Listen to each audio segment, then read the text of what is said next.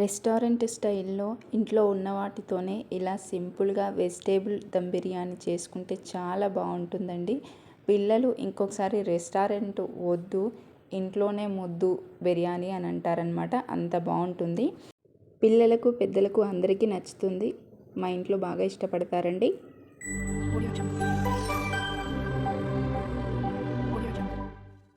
Hello అండి, నమస్తే. నేను మీ Jyothi. Welcome to our channel smart Jyothi Telugu channel. ఈ వెజిటేబుల్ దమ్ బిర్యానీ కోసం నేను ముందుగా వాటర్ తాగే గ్లాస్తో 2 గ్లాసెస్ బియ్యం కడిగి పెట్టానండి. రోజు వండుకునే బియ్యమే అనమాట. బాస్మతి బియ్యం వాడట్లేదు ఇక్కడ.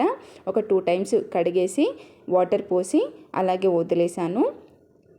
ఎక్కువసేపు ఏమన్నా అంటే మనం స్టార్ట్ చేసేటప్పుడు బియ్యం కడిగి పక్కన పెట్టేశాను. ఒక 20 మినిట్స్ నానితే సరిపోతుందండి రైస్ అనేది. ఇదిగోండి, ఈలోపు ఈ వెజిటేబుల్స్ అన్నీ కట్ చేసుకున్నాను. క్యాలీఫ్లవర్ మాత్రం కొంచెం పెద్ద సైజు ముక్కలుగా చేసి వేడి వాటర్లో కాస్త ఉప్పేసి ఒక్కసారి అంటే ఒక 1 మినిట్ అలా ఉంచి తీసేసాను. ఇదిగోండి, దీంట్లో వచ్చేసి పచ్చి బఠానీ, పచ్చిమిర్చి జస్ట్ ఇలా కాటు పెట్టాను అంతే. అండ్ బీర్నీస్, క్యారెట్స్, ఇదిగోండి డీప్ ఫ్రై కోసం ఆనియన్స్ అండి. ఆనియన్స్ ఇలా పొడవుగా కట్ చేసుకొని ఇలా విడివిడిగా చేసుకోవాలి అంతే. ఇదిగోండి, ఈ బిర్యానీ మసాలా కోసం మిరియాలు, లవంగా, ఇలాచీ, షాజీరా, కొద్దిగా స్టార్ తీసుకొని వీటన్నిటిని పౌడర్ చేసుకోవాలి. దీంట్లో అలాగే ఒక బిర్యానీ ఆకు కూడా తీసుకోవాలండి. ఎక్కువ తీసుకుంటే మాత్రం చేదెక్కుతుంది. ఒక ఆకు సరిపోతుంది నేను తీసుకునే క్వాంటిటీకి. ఇదిగోండి, ముందుగా వచ్చేసి ఆనియన్స్ డీప్ ఫ్రై చేసుకుంటున్నాం. ఈ డీప్ ఫ్రై చేసిన ఆనియన్స్ వేసుకుంటే టేస్ట్ అనేది చాలా చాలా బాగుంటుంది. ఇది అందరికీ తెలిసిన విషయమే. ఇదిగోండి, ఇలా బ్రౌన్ కలర్ వచ్చేంత వరకు వేయించుకోవాలండి. ఇదిగోండి, ఇలా క్రిస్పీగా వచ్చాక దీన్ని తీసేసుకోవాలి ఒక ప్లేట్లోకి. ఇప్పుడు దేంట్లో అయితే బిర్యానీ వండాలనుకుంటున్నామో ఆ బౌల్ తీసుకొని దాంట్లో మనం తీసుకున్న వెజిటేబుల్స్ అన్నీ తీసుకోవాలన్నమాట. ముందుగా క్యాలీఫ్లవర్ అండ్ పచ్చిమిర్చి కూడా వేసుకున్నానండి. మనం తినేదాన్ని బట్టి వేసుకోవాలి. అలాగే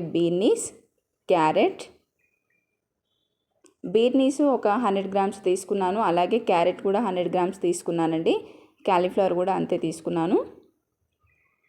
కాలీఫ్లవర్ వచ్చేసి చిన్న చిన్న ముక్కలుగా చేసుకోకూడదు, కొంచెం నార్మల్గా చేసుకోవాలి.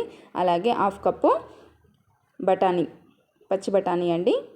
దీంట్లో వచ్చేసి 1 కప్పు పెరుగు,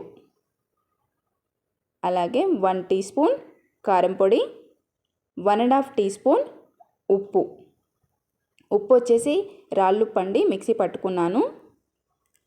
ఒకవేళ మామూలు సన్న సాల్ట్ వేసుకుంటే మాత్రం 1 టీ స్పూన్ అయితే సరిపోతుంది. అలాగే 1 టీ స్పూన్ మనం చేసుకున్న garam masala powder, 1 teaspoon ginger garlic paste ఫ్రెష్గా చేసుకొని వేసుకుంటే బాగుంటుందండి. అలాగే కొద్దిగా కొత్తిమీర తురుము వేసి ఒకసారి బాగా కలుపుకోవాలి. ఇదిగోండి, ఇలా చాలా సింపుల్ అండి. కాకపోతే వెజిటేబుల్స్ కట్ చేయడానికి కొంచెం టైం పడుతుంది అంతేకాని ఇంకా మిగతా ప్రాసెస్ అంతా చాలా ఈజీ. వంట రాని వాళ్ళు కూడా చేసుకోవచ్చు. అలాగే 1/2 టీ స్పూన్ నెయ్యి, 1 టీ స్పూన్ నూనె వేసి ఒకసారి బాగా కలుపుకోవాలి. ఇలా కలిపిన తర్వాత మనం ఏ కప్పుతో అయితే పెరుగు తీసుకున్నామో అదే కప్పుతో 1/2 కప్పు వాటర్ కూడా తీసుకోవాలండి. ఇదిగోండి, ఇలా వాటర్ వేసి ఒకసారి బాగా కలుపుకోవాలి. మరీ అంత గట్టిగా ఉండకూడదు. ఇదిగోండి, ఇలా ఉండాలన్నమాట క్వాంటిటీ అనేది.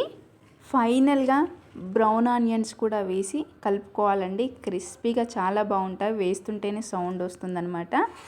ఇదిగోండి, ఇలా మనం వేయించుకున్న ఆనియన్స్లో 1/2 దీంట్లో వేసుకొని బాగా ఒకసారి కలిపితే సరిపోతుంది. ఇలా కలిపేసి పక్కన పెట్టేసేయాలి. ఇప్పుడు మనం బియ్యం ఉడికించడానికి వాటర్ పెట్టేసాం. వాటర్ ఎక్కువే తీసుకోవాలండి రైస్ ఉడికించడానికి. అలాగే 1 టీ స్పూన్ రాళ్ళుప్పు కూడా వేసాను.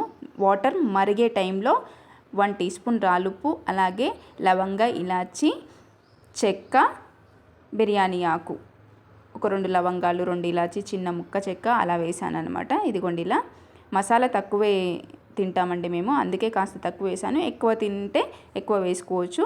వాటర్ మరిగేటప్పుడు ఇదిగోండి రైస్ కూడా వేసేసాను. రైస్ వేసి ఒకసారి అలా కలిపేసి ఇప్పుడు మనం అన్ని వెజిటేబుల్స్ కలిపి పెట్టుకున్నాం కదండి, ఆ గిన్నెను కూడా స్టవ్ని మీడియం ఫ్లేమ్లో పెట్టుకొని స్టవ్ పై పెట్టేసి మూత పెట్టేసేయాలి. ఈ రైస్ ఉడుకుతుంది, ఇటు వెజిటేబుల్స్ కూడా లైట్గా ఉడికిపోతాయండి. ఇదిగోండి రైస్ కూడా ఉడుకుతుంది. రైస్ అనేది 70% ఉడకాలి.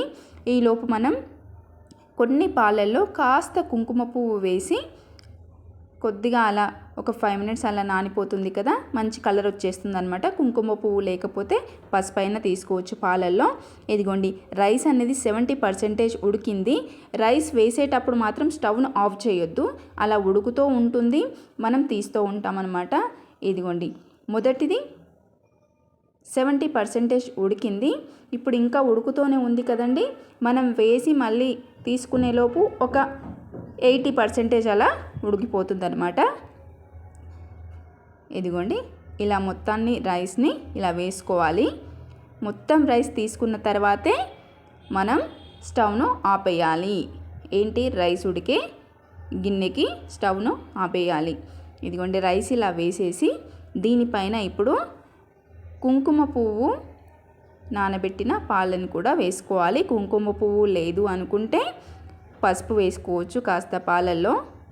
అలాగే బ్రౌన్ ఆనియన్స్ కూడా వేసుకోవాలి. ఏ బిర్యానీలో అయినా బ్రౌన్ ఆనియన్స్ అనేది మస్ట్ అండి, అప్పుడే టేస్ట్ వస్తుంది. అలాగే కొద్దిగా కొత్తిమీర తురుము వేసి మూత పెట్టేసుకోవాలి.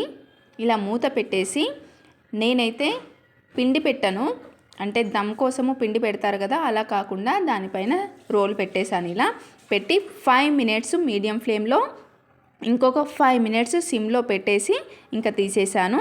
అంతే అండి, 10 మినిట్స్లో రెడీ అయిపోతుంది. ఇదిగోండి వేడివేడిగా వెజిటేబుల్ దమ్ బిర్యానీ రెడీ అయిపోయిందండి.